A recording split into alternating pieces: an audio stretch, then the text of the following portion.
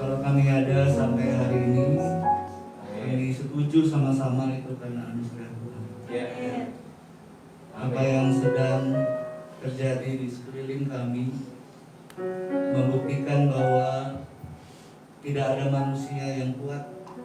Kami ngelihat jutaan orang kembali kepada Tuhan karena COVID. Tapi hari ini kami ada sebagaimana kami ada, hanya kasih karunia. Kami bukan lebih kuat, kami bukan lebih pintar, kami hanya dipenuhi kasih karunia Tuhan. Itu sebabnya waktu yang ada, biar kami selalu sadar bahwa ini adalah kesempatan yang Tuhan kasih buat kami. Untuk kami menjalankan rancangan Tuhan lewat hidup kami bagi dunia ini. Biar kami semakin mengerti isi hati Tuhan, kami semakin tahu kenapa kami masih dikasih kesempatan untuk hidup. Dan kami yakin itu bukan untuk melakukan apa yang kami pengen lakukan, tapi Tuhan nunggu kami melakukan apa yang Tuhan ingin kami lakukan. Bicaralah atas kami Tuhan, sampaikan firman-Mu dengan sederhana.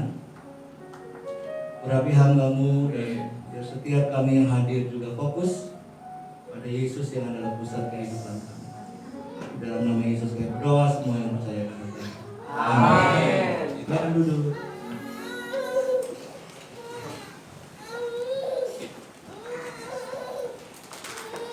Cek. Saya duduk nggak apa-apa ya?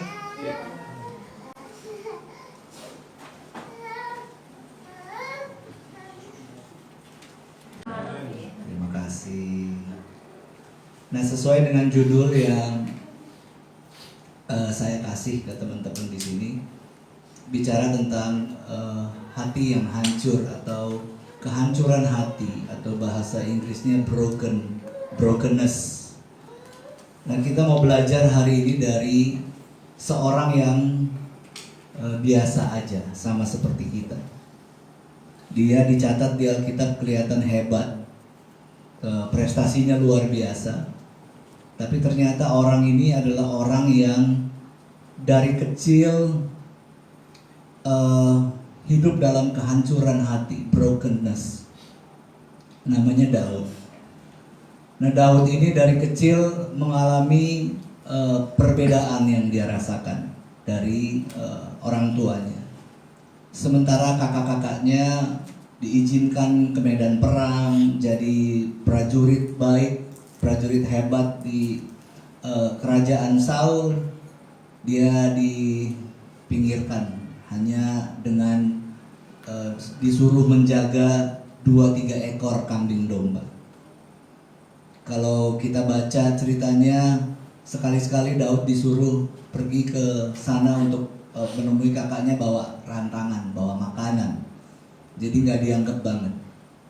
Satu kali waktu Nathan datang mau mengurapi anak-anaknya keluarga ini, Nathan tanya, udah semua anak-anaknya? Nggak dianggap Daud. Sampai masih ada sih, tapi nggak terlalu penting dia lagi gembalain domba, udah nggak penting, yang ini aja, ini tentara-tentara hebat mereka. Daud nggak dianggap. Tapi kalau kita tahu juga bagaimana pengalaman Daud dari usia belasan tahun, dia menjaga kambing domba yang cuma 2 ekor, 3 ekor. Dia kasih hidupnya untuk mempertahankan kambing dombanya. Alkitab bilang singa itu udah biasa dibunuh sama Daud, umur belasan tahun. Beruang itu udah makanan sehari-hari. Daud sudah terbiasa. Nah, bagaimana seorang Daud hidup dalam kehancuran hati karena dia tahu dia dibedain, dia tidak terlalu disayang seperti yang lainnya disayang. Banyak hal yang dia alami yang kita semua nggak pengen mengalami pengalaman-pengalaman seperti itu. Tapi lihat bagaimana dia bisa bertumbuh menjadi orang yang sangat melekat dengan Tuhan, dekat dengan Tuhan, mengandalkan Tuhan. Sampai waktu satu kali dia harus menghadapi Goliat, Daud tuh yakin banget. Daud tuh sampai bilang gini, ini kalau pakai bahasa saya, Wah, lu gak tahu sih Tuhan yang gue sembah kayak apa, lu salah ngomong lu. Dia tahu dia siapa, dia tahu keterbatasannya. Tapi begitu lihat Goliat, dia tidak tampil sebagai seorang Daud yang mengalahkan singa, dia nggak tampil sebagai seorang Daud yang mengalahkan beruang, dia tampil sebagai seorang Daud yang dia tahu ada Tuhan bersama dengan dia. Jadi dia waktu melihat Goliat yang ya ampun, lu cuma gede badan doang lu nggak tahu Tuhan gue kayak apa kali ya. Dia yakin banget dengan Tuhannya. Nah, cerita berlanjut terus sampai akhirnya dia bisa dilantik menjadi seorang raja. Kita semua tahu ceritanya. Daud memenangkan perang demi perang. Dia bukan cuma raja, dia jenderal. Dia bukan cuma jenderal, dia nabi. Bukan cuma nabi, dia orang yang sangat dicintai Tuhan. Bahkan saya tidak pernah baca di Alkitab ada satu tokoh yang punya gelar seperti Daud yang diberikan oleh Tuhan. Gelar Daud yang dikasih sama Tuhan adalah the man after my own heart. Orang yang sangat berkenan di hatiku. Waktu saya lihat sebutan yang Tuhan kasih ke Daud, lalu saya lihat kehidupan Daud, agak nggak matching. Ya, orang yang bisa buat salah, orang yang buat dosa, bahkan dosanya dosa yang sangat memalukan. Kita semua ngalamin dosa yang Daud alami. Bahkan mungkin beberapa orang di antara kita dalam hati ngomong, nggak segila Daud sih gue, belum segila dia sih gue masih oke. Iya, gue berdosa tapi belum segokil Daud sih, belum lah. Udah berzina, terus suami dari wanita yang dizinahi dibunuh pula dalam sebuah perencanaan pembunuhan. Wah, gue sih belum segila dia. Nah, yang sudah kita tahu aja Daud segokil itu, toh Tuhan bilang, this man, orang ini adalah orang yang berkenan di hatiku. Luar biasa ya, luar biasa. Nah, satu kali Daud lagi nyantai. Nah, ini pelajaran penting buat kita semua. Nggak boleh nyantai. Ya, dalam hidup ini nggak ada santai. Kenapa kita nggak boleh nyantai? Alkitab bilang, karena iblis itu berkeliling seperti singa yang mengaum. Iblis itu selalu waspada. Jadi kita nggak boleh nyantai. Nah, saya dulu berpikir bahwa sometimes dalam hidup ini kita bolehlah nyantai. Wah, kalau nggak nyantai kita nggak menikmati hidup. Ternyata nggak ada hubungannya nyantai sama menikmati hidup. Tapi dalam kehidupan kita, ternyata memang kita nggak boleh nyantai. Nah, Daud dibilang Alkitab pada saat itu harusnya adalah sedang ada dalam keadaan musim berperang, tapi Daud tidak sedang berperang. Dia lagi santai-santai di atas sotoh rumah katanya, lalu tiba-tiba dia lihat Bathsheba lagi mandi. Nah, jadi pelajaran penting pertama buat kita adalah jangan nyantai. Hidup yang kita jalani ini adalah hidup yang setiap hari berperang. Kita bangun pagi aja udah perang kok. Di sini nih peperangannya nih. Wilayah peperangan kita adalah di pikiran. Istri bikin kopi salah dikit, wah udah mau mangkel. Lu kayak gak pernah bikinin gua kopi. Udah kawin 15 tahun, kenapa bisa kopi kayak begini rasanya? Kita dibikinin roti bakar, cuman gara-gara kita kelamaan mandi, roti bakarnya udah dingin, wah mangkel kita. Peperangan terus terjadi loh. Pengen marah, pengen teriak, pengen ngatain, pengen apa aja. Itu terjadi setiap saat, setiap detik adalah peperangan kita di pikiran. Belum lagi tiba-tiba malam sebelum tidur, tiba-tiba ada WhatsApp masuk. Terus ada tulisan, Koko apa kabar? Waduh, bekas pacar. Ini peperangan loh, jangan bercanda loh. Ini peperangan loh. Kita berperang untuk melakukan apa yang Tuhan mau atau untuk melakukan sesuatu yang Allah kan orang nggak tahu. Kan istri saya udah tidur. Allah ini kan cuma WhatsApp. Nggak kemana-mana kok, cuma WhatsApp. Saudara, kalau saudara mau belajar sesuatu, belajarlah dari orang yang pernah gagal. Nah, saya ini pernah gagal, jadi saya tahu apa yang saya ngomong. Jangan anggap enteng hal-hal yang sederhana. Cuman WhatsApp simple, cuman Koko apa kabar. Kalau kamu ladenin Koko apa kabar selama sebulan, itu berubah itu. Jadi kita nginep di mana Koko hari ini. Jadi gitu nanti WhatsAppnya. Jadi lebih baik sadari bahwa kita memang nggak boleh nyantai. Peperangan kita adalah peperangan setiap hari. Kalau ada suami istri yang datang hari ini, dengar apa yang saya bilang, nggak boleh ada password di handphonemu, nggak boleh. Istrimu harus boleh pegang HP-mu, suamimu harus boleh pegang HP-mu. Jangan pucat waktu kalian tukeran HP. Oke? Nggak ada yang santai di situ, nggak ada. Jadi kita harus berperang setiap hari. Terbukalah, belajar sampai hal-hal yang terkecil terbuka. Ya, kita pasti ngalami hal-hal yang sangat personal. Tapi kalau udah suami istri nggak ada yang personal. Semuanya milik bersama. Semua pengalaman milik bersama. Semua dikomunikasikan bersama. Jadi setiap hari kita harus dalam keadaan aware, berjaga-jaga. Karena iblis juga setiap hari berjaga-jaga. Jadi nggak mungkin kita nyantai, iblis berjaga-jaga selesai kita. Nah, apa yang terjadi kemudian kita semua tahu, dalam keadaan santai melihat wanita mandi dan nafsu kedagingannya muncul, dan saya pakai kata ini karena ini sebenarnya kata yang paling tepat, diperkosa lah. Ini yang paling tepat.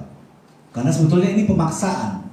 Ini pemaksaan. Mereka bukan jatuh cinta, bukan. Cuman karena raja zaman itu nggak ada yang berani ngelawan raja. Tidak ada yang boleh ngelawan raja. Raja lagi jalan-jalan di tengah jalan, terus lihat ada istri rakyatnya cakep di sini ke istana, itu nggak ada yang berani ngelarang. Jadi menurut saya ini pemerkosaan namanya. Lihat betapa bahayanya waktu kita nyantai. Dan jatuhlah Daud dalam dosa. Daud punya waktu 1 tahun sampai Nabi Nathan datang dan menegur dia. Kata yang dipakai dalam Alkitab bahasa Inggris bukan menegur, tapi mengkonfrontasi, dikonfront. Ya, nah kita akan baca ayatnya untuk belajar. Mazmur 51.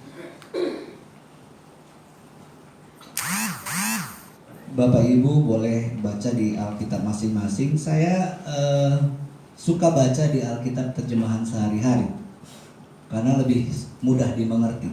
Kita mau sambil baca get along boleh. Bapak Ibu cuma pengen dengar yang saya baca juga boleh, terserah. Untuk pemimpin kor, kalau di ini bahasanya kor. Mazmur karangan Daud. Setelah ia ditegur oleh Nabi Nathan karena berbuat zina dengan Batsheba, dia bilang gini, kasihanilah aku ya Allah, karena engkau tetap mengasihi. Ini pelajaran penting. Tuhan tetap mengasihi. Apapun yang kamu buat, Tuhan tetap mengasihi. Tapi kok saya setiap kali habis berdosa saya nggak ngerasa Tuhan mengasihi ya? Oh, Tuhan mengasihi itu bukan tentang perasaan. Lu mau ngerasa nggak ngerasa bodo amat.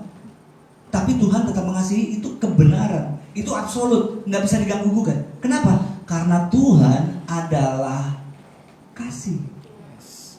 Jadi dia nggak bisa ngerem. Dia kalau mengasihi kita, pol, gas, jepret, itu nggak ada remnya. Jadi apapun yang saudara buat, Alkitab bilang, engkau tetap mengasihi. Dia tuh bukan yang wah dosa, terus dia nggak mengasihi kita. Sudah tahu kalau Tuhan tidak mengasihi kita, selesai hidup kita. Tapi Tuhan tetap mengasihi. Kita baca lagi terus. Hapuskanlah dosaku karena belas kasih-Mu yang besar. Kita lihat di sini Daud merasa dia punya sebuah kebutuhan yang luar biasa. Karena 1 tahun dia bergumul dengan dosanya, 1 tahun dia menyembunyikan dosanya, dan saya tahu persis rasanya nggak enak banget. Rasanya nggak enak banget. Saya pernah 4 tahun hidup dalam kehidupan yang kacau balau, pelayanan jalan, tapi ekstasi juga jalan. Saya khotbah jam 7 pagi di gereja orang. Jam 5 pagi saya baru pulang dari diskotik. Jadi saya masih keringet dingin, masih gigit-gigit. Wah, bangsat banget lah pokoknya. Gila, serem. Nah, kadang tuh saya lagi bawa mobil, sambil mencucurkan air mata karena saya ngerasa saya jijik banget melihat diri saya. Saya ngeliat saya nih kok anjing ini bisa tetap hidup ya. Yang saya pengen tuh seringkali saya pengen melihat pohon besar tuh saya gas terus saya tabrakin diri saya ke pohon besar. Cuman supaya saya pikir udahlah diselesaikan aja hidup ini. Karena toh kalau saya hidup saya cuma nyakitin Tuhan. Kalau toh saya hidup saya cuma bikin malu kerajaan Allah. Saya nggak ngerasa saya ini layak melakukan apapun. Tapi hari ini saya masih hidup ya. Gila ya Tuhan ya. Gila loh. Saudara aja geli dengar saya cerita kan? Iya, saudara dengar saya cerita aja, saudara pasti ngeliat saya yang gila banget sih lu friend. Iya emang, gila. Tapi saya masih hidup sampai hari ini loh. Dan ngelihat bagaimana Tuhan merubah hidup saya hari lepas hari, saya kayak harusnya kalau gua mati hari itu, saya nggak bisa merasakan pemulihan yang Tuhan kerjakan. Jadi dengar baik buat teman-teman yang datang hari ini, jangan bunuh diri karena dosamu. Tuhan tidak pernah berhenti mencintai kita. Enggak pernah. Enggak pernah. Sebab ku akui, ayat 2, basuhlah segala kejahatanku, bersihkanlah aku dari dosaku. Dia pasti ngerasa gak nyaman banget. Sebab ku akui kesalahan-kesalahanku, dosaku selalu ku ingat-ingat. Lihat, ini yang kita harus hati-hati banget dengan dosa. Enaknya cuma sebentar. Enaknya cuma sebentar, tapi saudara akan mengingatnya seumur hidup. It scars you, tahu scars? Scars itu bekas luka, dan luka itu akan tetap ada di situ. Manusia tidak punya kapasitas, dia tidak pernah diciptakan, kita nggak pernah diciptakan untuk bisa melupakan, nggak bisa. Hanya Tuhan yang bisa melupakan. Itu Alkitab yang bilang. Tuhan waktu mengampuni, dia bukan cuma sekedar mengampuni, dia melupakan kesalahan kita. Tapi itu hanya Tuhan, Pak, Bu. Kita nggak bisa. Kalau sampai kita bisa melupakan, ke dokter, amnesia berarti saudara. Karena kita nggak punya kemampuan melupakan. Dan tahukah saudara bahwa dosa menyebabkan luka yang akan tetap ada di dalam kita. Nah, luka itu kalau kita nggak datang dan membereskannya di hadapan Tuhan, kita bisa bilang gini, waktu akan menyembuhkan. Nggak ada, waktu nggak akan menyembuhkan. Luka bekas dosa itu tidak bisa disembuhkan oleh waktu. Contoh, seorang perempuan yang tidak menikah, kemudian pacaran bebas, kemudian hamil, kemudian diaborsi. Itu meninggalkan bekas luka yang sangat dalam. Setiap kali, 10 tahun kemudian, setiap kali dia lihat TV, lalu ada adegan bayi digendong, sudah pikir dia lupa lukanya. No, lukanya akan tetap ada di situ. Dunia tidak punya jalan keluar tentang dosa, percayalah. Nggak punya.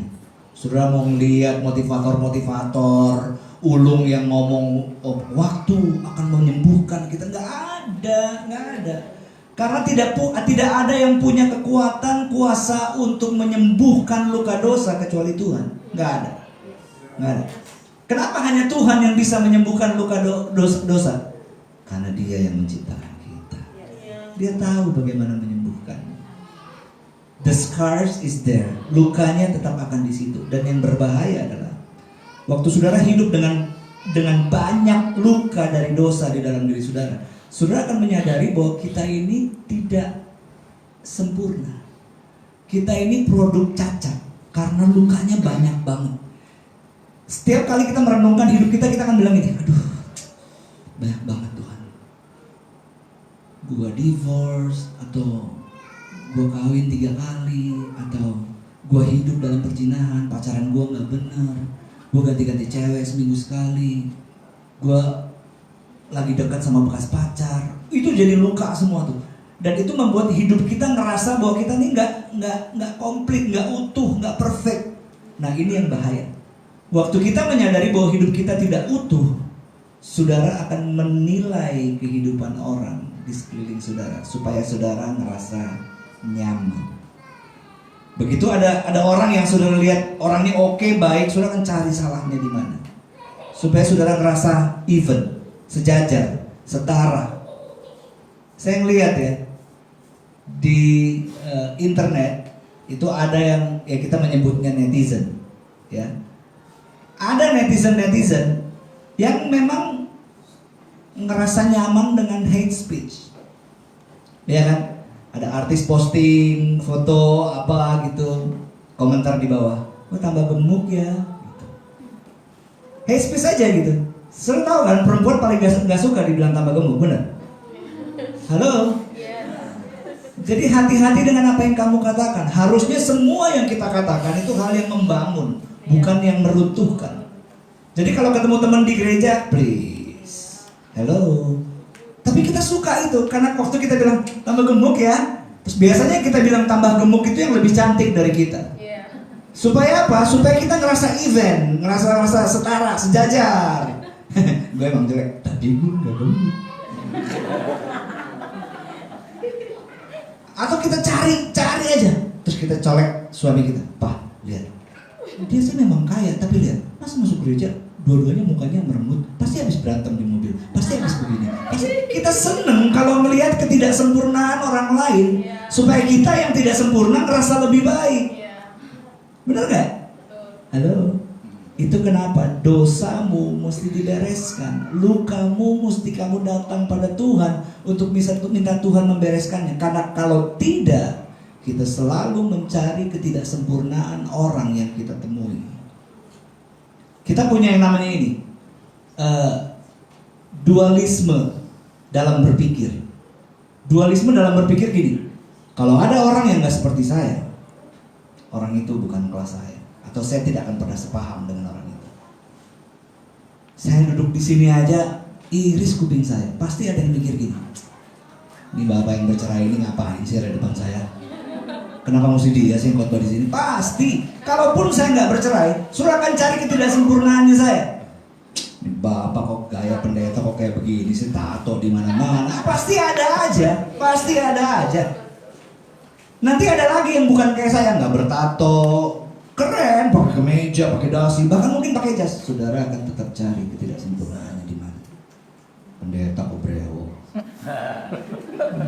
Pendeta tuh nggak boleh brewok. Pendeta tuh harus cik, harus bersih, licin. Gitu. Saudara akan cari ketidaksempurnaan. Setiap kali kita bertemu dengan siapapun, tetangga baru, teman baru, ayo jangan bohong. Apa yang kita cari? Ketidaksempurnaan orang itu. Supaya kita ngerasa sejajar dengan dia. Dan itu jahat banget. Itu jahat banget. Jadi mari kita belajar. Nah, kita teruskan pembacaannya ya. Ada banyak hal yang kita bisa belajar dari pengakuan dosanya Daud. Dan ini sampai sekarang saya nggak habis pikir. Seorang raja yang hebat mau dengan rendah hati kisahnya dituliskan di Alkitab. Yang dia tahu bahwa miliaran orang setelah dia akan membaca kejatuhannya. Kita kalau udah jatuh, kalau perlu Tuhan gak boleh tahu. Tapi gak bisa, karena Tuhan Maha tahu. Ayat 4, ini keren banget. Terhadap engkau saja aku berdosa dan kulakukan apa yang kau anggap jahat. Maka pantaslah engkau menghukum aku. Adillah keputusanmu. Saya mencermati kata terhadap engkau. Dalam bahasa Inggris disebutkan against you. Lah, dia ini berdosa terhadap Betsheba dan terhadap Uria suaminya Betsheba yang dia bunuh.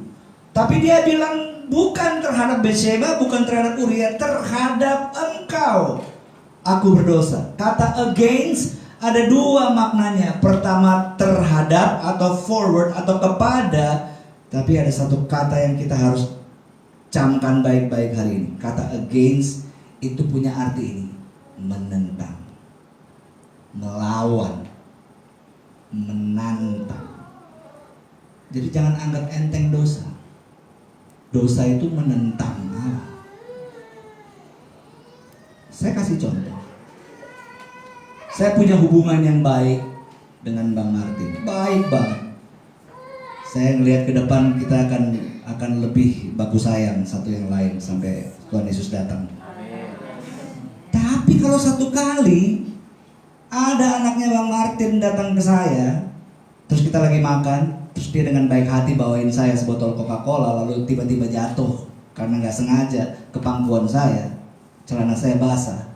Terus saya bilang, goblok, yang bener dong, masa bawa Coca-Cola aja bisa jatuh.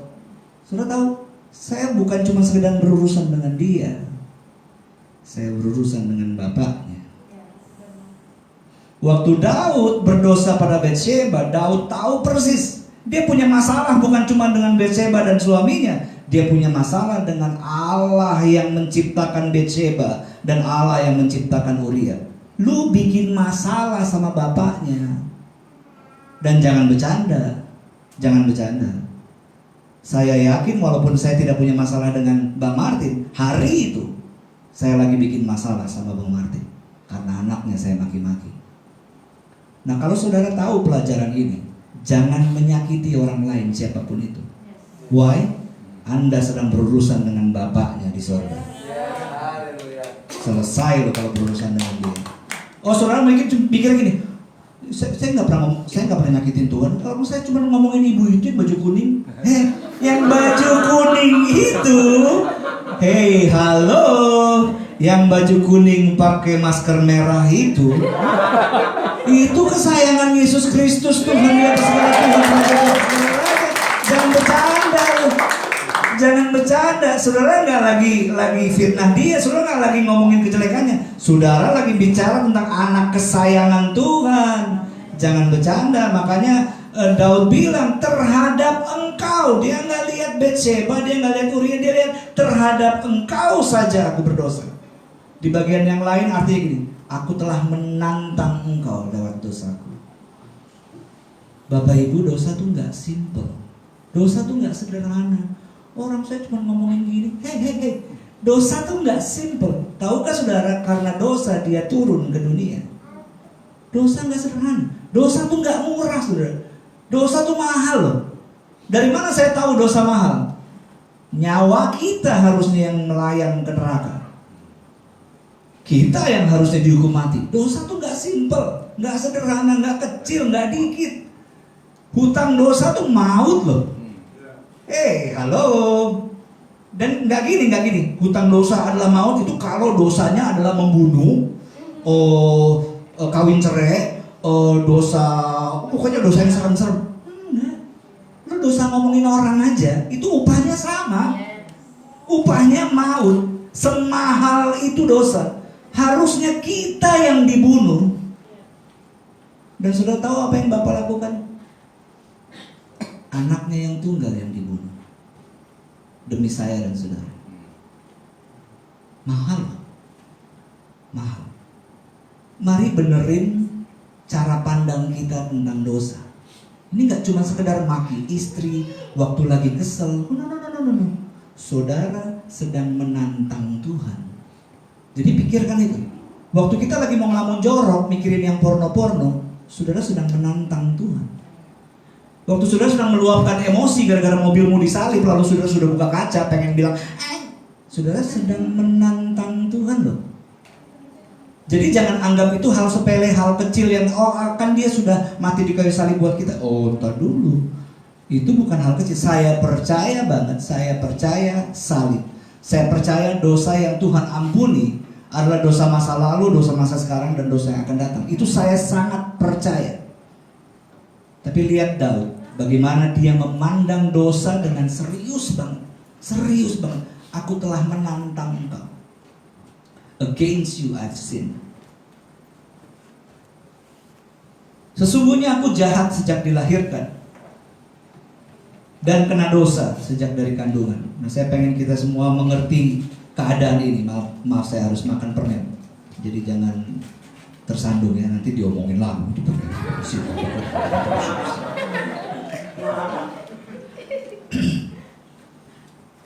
Rombongan saya memang harus selalu basah, jadi saya harus terus makan permen. Sesungguhnya aku jahat sejak dilahirkan dan kena dosa sejak dari kandungan. Jadi saya sering bertanya ini, kita disebut pendosa setelah kita berbuat dosa, atau kita disebut pendosa sebelum kita berbuat dosa? Ayo, dengar baik-baik. Yang pertama, kita disebut pendosa setelah kita berbuat dosa, atau kita disebut pendosa sebelum kita berbuat dosa? Siapa yang bilang nomor 1? Sebelum. Wih, pintar-pintar jemaat Bang Martin, luar biasa bos, keren. Kita itu sudah dicap pendosa bahkan waktu baru kita lahir dari kandungan ibu kita. Kita sudah pendosa. Gara-gara siapa kita berdosa? Adam dan Hawa. Bukan mau nyalahin, bukan. Tapi itu kejadiannya. Karena dosa satu orang, kita semua jadi berdosa. Makanya orang yang gak ngerti ini, terutama yang bukan orang Kristen, mereka bilang gini, enak banget percaya Yesus diselamatkan, dosanya dihapuskan. Ya lu gak ngerti soalnya. Kita ini juga berdosa bukan karena kemauan kita. Kita berdosa karena dari lahir kita sudah pendosa. Gak ada orang tua yang ngajarin anaknya, nanti waktu kamu lihat Michael jalan-jalan bawa mainan, tendang patah dari belakang, kamu ambil mainannya, kamu jorokin dia, pukul kepalanya. Ada orang tua yang ngajarin gitu? Gila kamu. Gak pernah kita ngajarin gitu. Tapi saya tanya, anakmu melakukannya gak? Yes, tanpa harus diajar. Tiba-tiba ada anak kecil lewat, dia dorong aja gitu. Gak diajarin loh. Gak diajarin. Karena bahkan dari kandungan ibu kita, dosa sudah mengalir di darah kita. Oke? Engkau menuntut ketulusan hati. Tuhan menuntut ketulusan hati. Penuhilah batinku dengan hikmat-Mu. Sucikanlah aku, maka aku akan bersih. Cucilah aku, maka aku akan lebih putih dari kapas. Biarlah aku mendengar kabar sukacita. Dengar ini. Semua orang yang menyimpan dosanya dan dia tidak bereskan di hadapan Tuhan, dia akan kehilangan sukacita. Dia bukan kehilangan Tuhan, karena Tuhan tetap mengasihi, itu Alkitab bilang. Tapi dia akan kehilangan sukacita, which is dalam hidup ini. Yang kita cari apa sih dalam hidup ini? Sukacita, joyful, hidup yang penuh dengan sukacita. Hati yang gembira adalah obat. Gimana mungkin kita bisa gembira kalau hidup kita penuh dengan tuntutan dosa, luka-luka dosa? Nggak mungkin. Kita akan kehilangan sukacita. Nah, Daud tahu persis bahwa ini yang dia butuhkan selama setahun dia bergumul dengan dosanya. Nanti kita akan lihat di bagian-bagian yang lain apa yang Daud bilang. Biarlah aku mendengar kabar sukacita, agar hati yang kau remukkan ini. Bukan berarti Tuhan meremukkan hati, bukan. Tapi ini kan mazmurnya Daud. Dia ngerasa kok hatiku hancur banget ya, hatiku remuk banget ya. Dia bilang hati yang kau remukkan, bukan. Tuhan tidak pernah meremukkan hati. Dosa yang meremukkan hatimu. Dosa yang meremukkan hatimu. Dia melukai hatimu. Dan kalau saudara nggak bereskan, itu akan kamu bawa bertahun-tahun dalam kehidupanmu, bahkan mungkin sampai hari ini.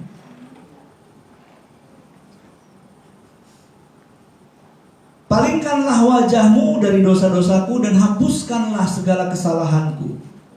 Ciptakanlah hati yang murni bagiku.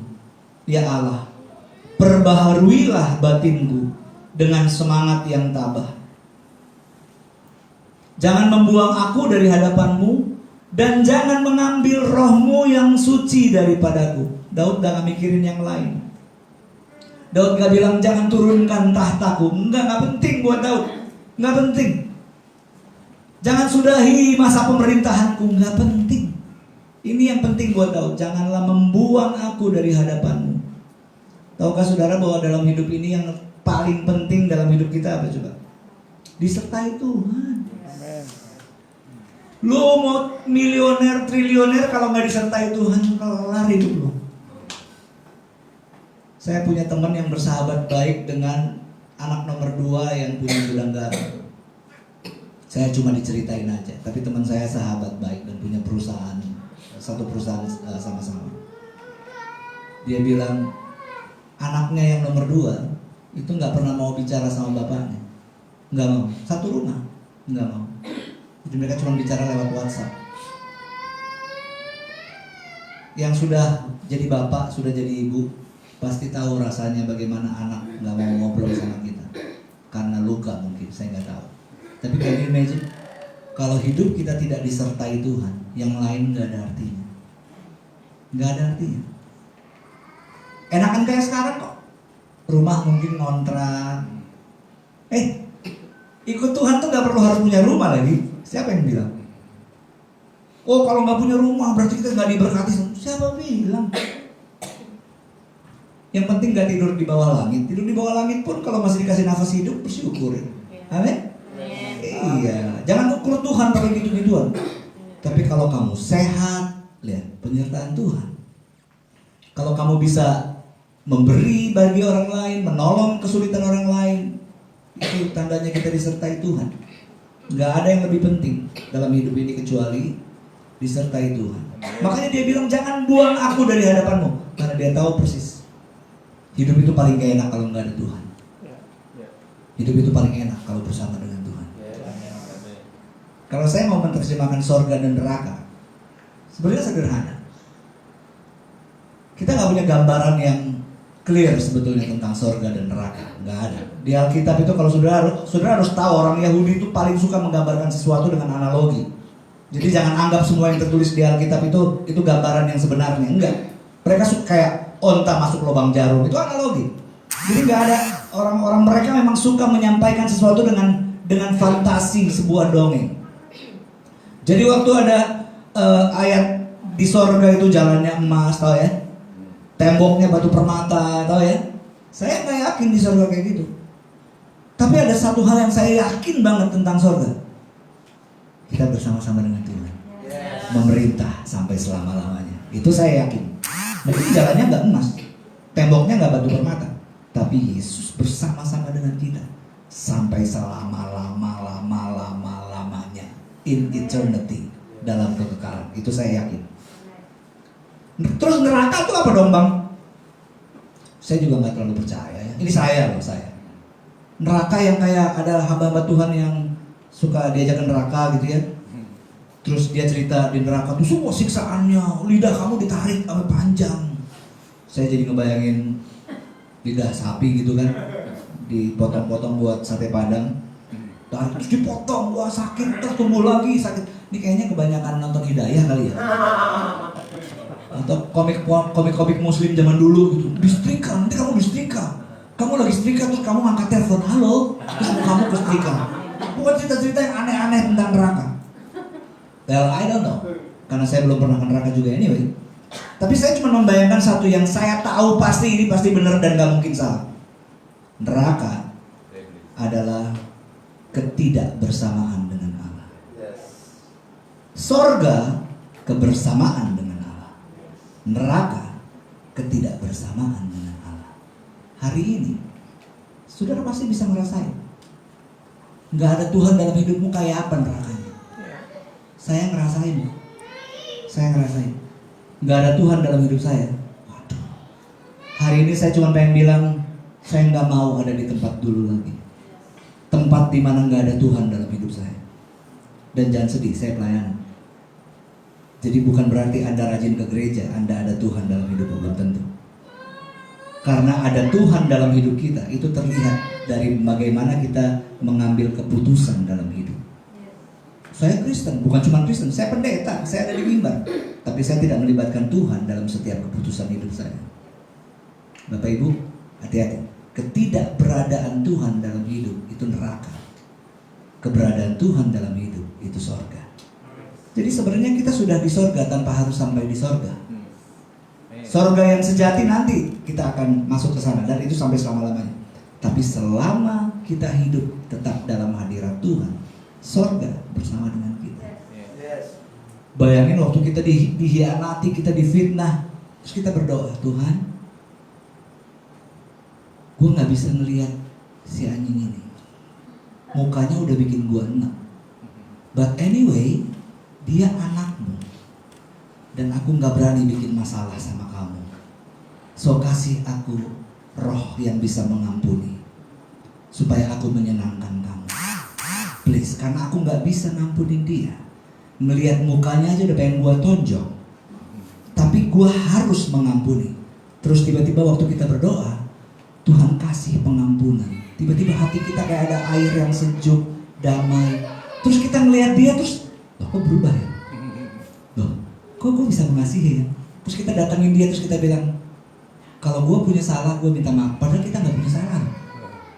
Kalau gue punya salah, gue minta maaf. Tapi gue pengen kita gak ada apa-apa. Please maafin gue juga maafin lo. Yuk kita berteman lagi. Tiba-tiba waktu kita melakukannya, di hati kita tuh kayak ada kebahagiaan, kedamaian, kayak ada sesuatu yang menyenangkan. That's heaven. Itu sorga. Saudara gak harus masuk sorga dulu untuk merasakan sorga. Sorga kita rasakan setiap kali kita tahu ada kebersamaan dengan Kristus di dalam kita. Ada sorga di dalam kita. Makanya dia bilang, jangan buang aku dari hadapanmu, dan jangan mengambil rohmu yang suci daripadaku. Kita bersyukur ya, di perjanjian baru Roh Kudus itu gak bisa keluar dari kita. Itu materai. Di perjanjian lama gak semua orang ada Roh Kudus di dalamnya. Hanya nabi, raja, dan imam. Yang lain tidak. Rakyat Israel, rakyat jelata, gak ada Roh Kudus di dalam mereka. Tapi waktu Yesus mati di kayu salib, Yesus bilang setelah dia mau naik ke surga, adalah baik supaya aku pergi, biar Roh Kudus itu turun ke atas kamu, dan dia menjadi materai buat kita. Materai itu artinya apa? Kita tuh kayak dicap, jebret, umat tebusan Allah. Nggak ada yang bisa ganggu kita. Materainya ada di dalam kita. Dan materai itu tidak keluar masuk. Nah ini saudara mesti tahu persis. Waktu saudara berdosa, Roh Kudus nggak keluar sebentar, nunggu saudara bertobat. Pas saudara datang ke gereja nangis-nangis, cereng, dia datang lagi, halo gitu. Senin kita berbuat dosa lagi, cus, dia cabut lagi. Hari Minggu terus kita datang ke gereja lagi, dia datang lagi, ceng. Jadi dia tidak keluar masuk. Dalam hidup kita hanya satu yang keluar masuk, ingus, catat itu. Roh Kudus tidak keluar masuk di dalam kita. Dia materai yang tetap tinggal di dalam kita. Buatlah aku gembira lagi, karena orang yang menyimpan dosanya tidak bisa bergembira. Buatlah aku bergembira lagi karena keselamatan daripadamu. Berilah aku hati yang rela untuk taat kepadamu. Maka aku akan mengajarkan perintahmu kepada orang berdosa, supaya mereka kembali kepadamu. Saya belum minta aku apa ya? Terima kasih. Kalau nggak ada jus alpukat juga boleh. Saya santai orang.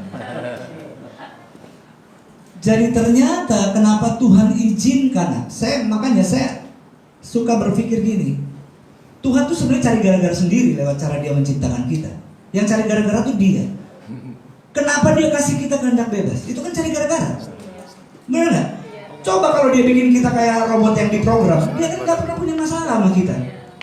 Karena hati kita hanya fokus, hanya bisa melakukan yang baik. Kita tidak bisa melakukan yang jahat. Karena kita nggak punya kemampuan untuk memilih.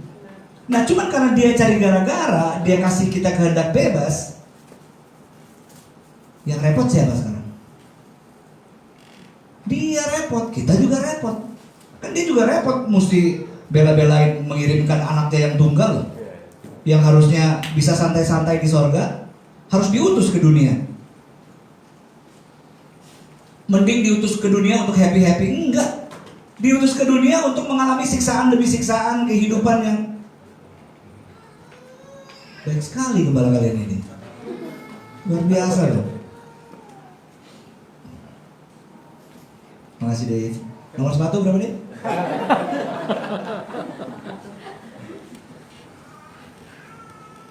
Tolong jangan ada yang beneran beli. Itu tadi saya bercanda. Jangan ada yang beli jus alpukat, saya bercanda.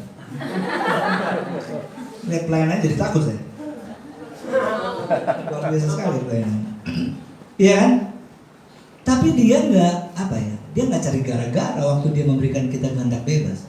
Karena bukti dari cinta, kita harus membebaskan yang kita cintai. Itu cinta namanya. Ya, itu cinta namanya. Ada yang sudah menikah?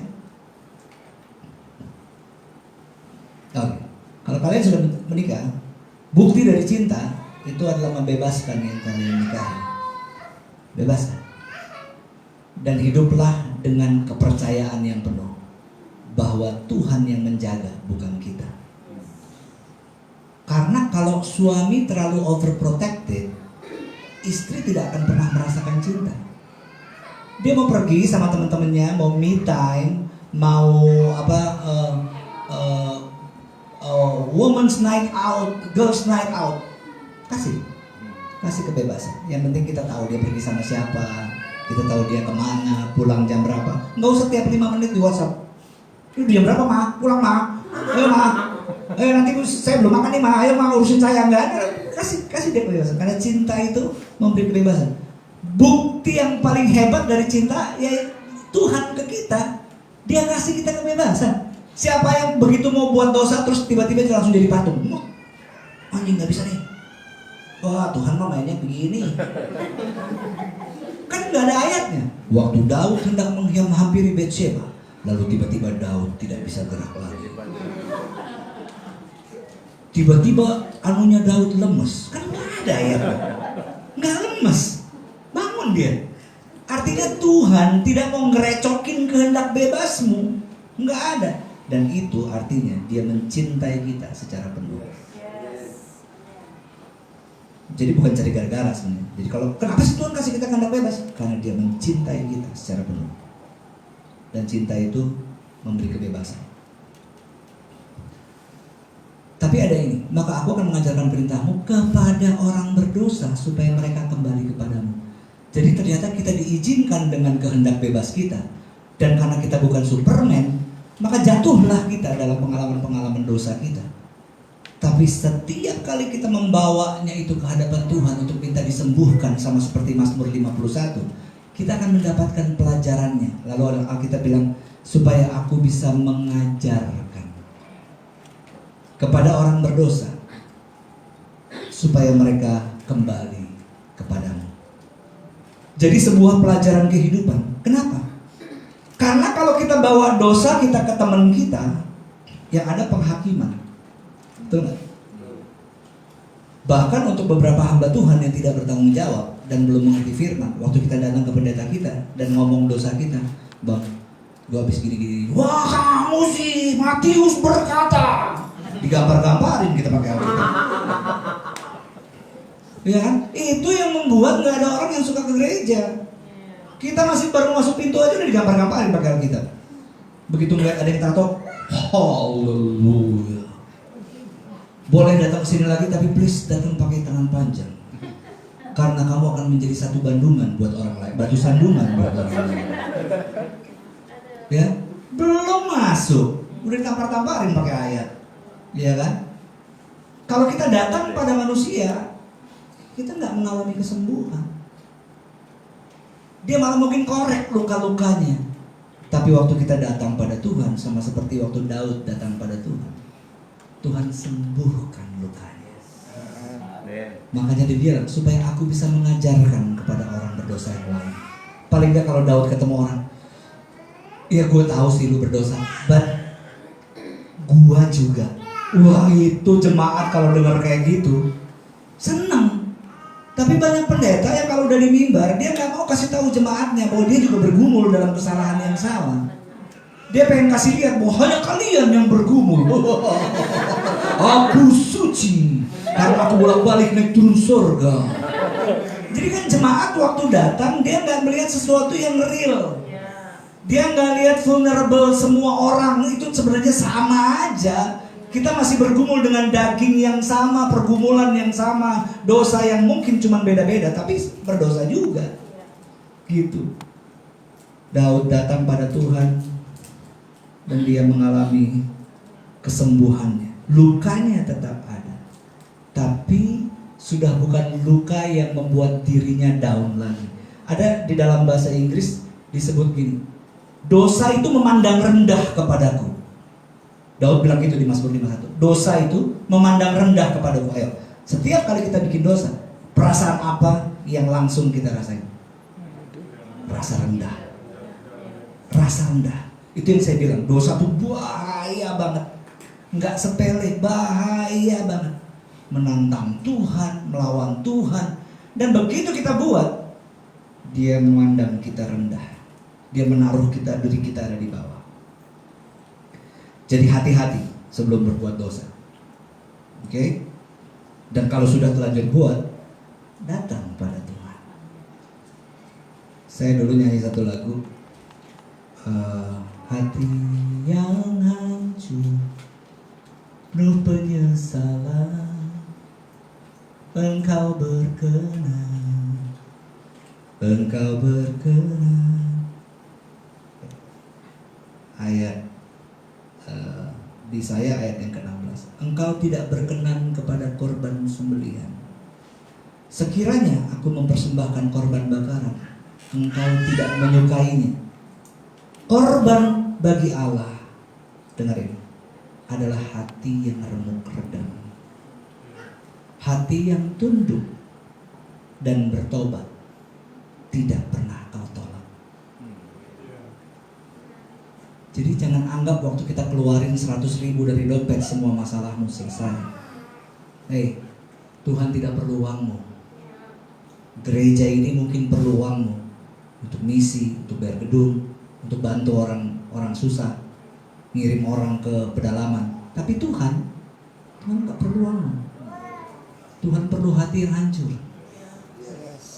datang dan tahu betapa berbahayanya akibat dosa itu. Dan betapa berbahayanya kalau kita nggak datang pada Tuhan dan minta Dia pulihkan luka-luka yang ada di dalam kita.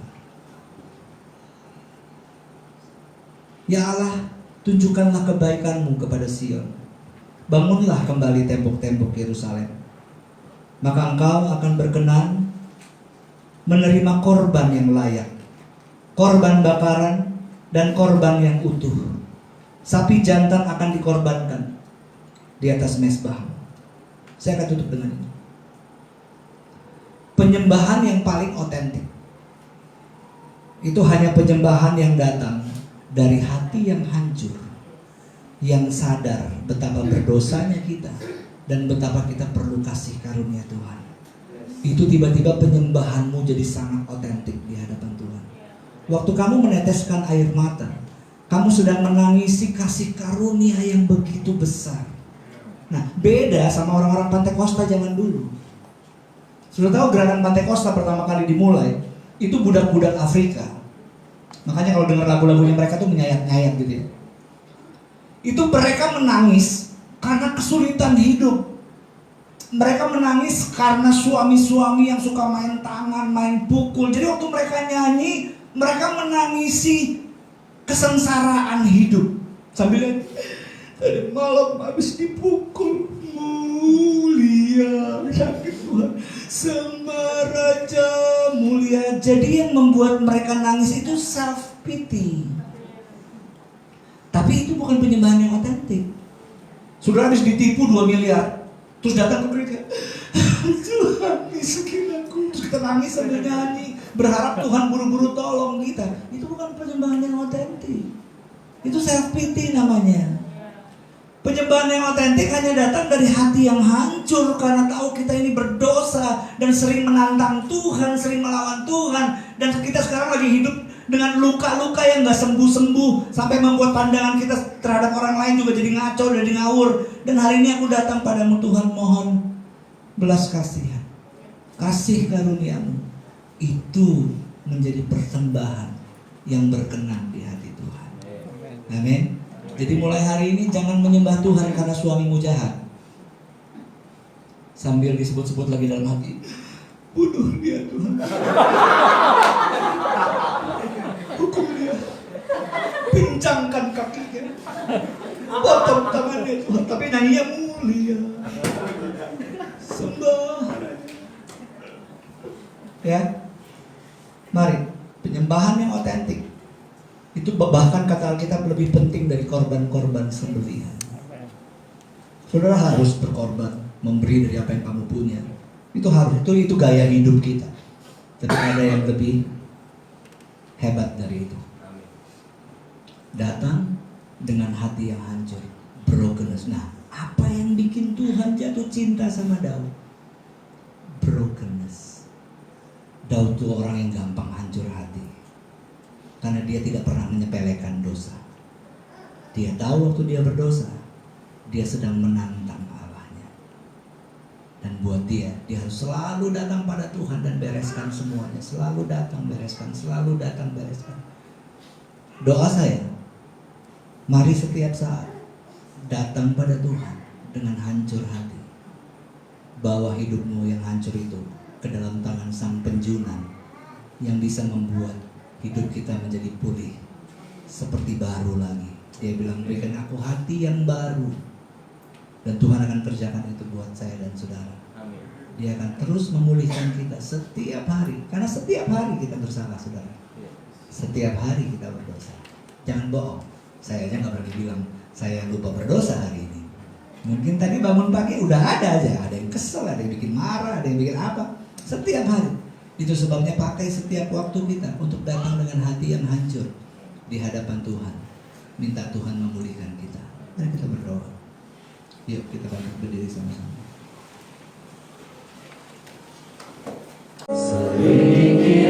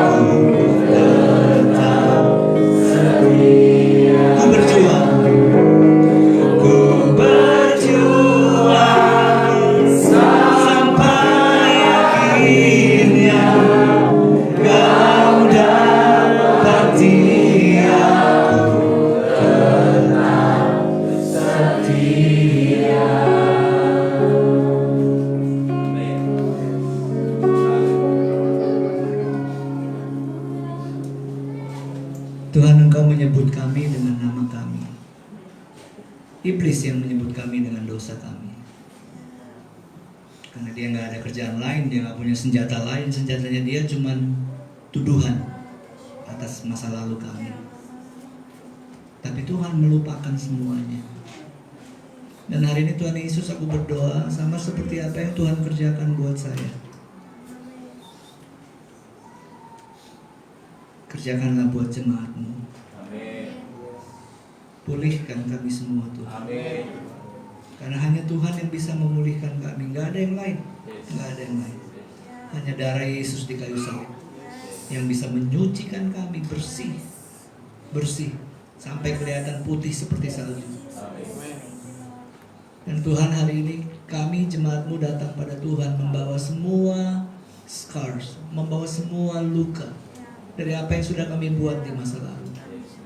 Kami tahu kami nggak bisa melupakannya, tapi kami perlu Tuhan bangkitkan kembali sukacita yang dari Tuhan, hadirkan kembali kebahagiaan yang dari Tuhan, supaya semua pengalaman kami di masa lalu kami bisa mengajarkannya kepada orang lain yang hidup dalam tekanan dosa. Kami bisa bercerita bagaimana kelepasan yang Tuhan kerjakan di dalam kami. Kami bisa cerita bagaimana Tuhan memulihkan kami. Kami bisa cerita bagaimana Tuhan membayar lunas semua hutang dosa kami. Dan hari ini Tuhan berkata buat kita semua, yang lama sudah berlalu, yang baru sudah datang. Yang lama sudah berlalu, yang baru sudah datang. Dia juga ingatin kita, tidak ada penghukuman bagi kita yang hidup di dalam Kristus. There is no condemnation. Gak ada lagi penghukuman. Tuhan telah menggantikan dengan anaknya di kayu salib buat kita semua. Dan hari ini terimalah kesegaran yang baru. Terimalah kemerdekaan yang Tuhan berikan pada kita lewat karya salib. Dan mulai hari ini jangan hidup di dalamnya. Kita masih bisa mengingat, bukan untuk kita ingat lukanya, tapi untuk mengingat kasih-Nya. Terima kasih Tuhan buat firman-Mu. Biar semua jemaat yang hadir dibebaskan oleh karena firman Tuhan. Kami bersyukur buat semua karya Tuhan bagi kami. Di dalam nama Yesus kami berdoa. Semua yang percaya katakan amin. God bless you. Silakan duduk. Thank you so much.